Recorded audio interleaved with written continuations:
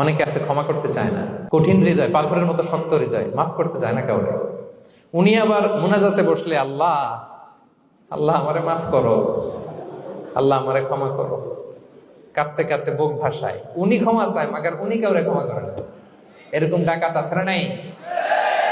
চিন্তা করছেন? উনি ক্ষমা চায় আল্লাহর কাছে, কিন্তু উনি ক্ষমা করে না। প্রিয় ভাইরা, ক্ষমা করুন। যে ক্ষমা করে সে ক্ষমা পায়। আচ্ছা, একটু চোখটা বন্ধ করে, চোখ বন্ধ করলাম আমি, জানা অজানা পাপের পাহাড়ের দিকে তাকালাম। এবার একটু চিন্তা করেন যে কি পরিমাণে ক্ষমা আল্লাহর পক্ষ থেকে আমার জন্য প্রয়োজন। চিন্তা করেছেন?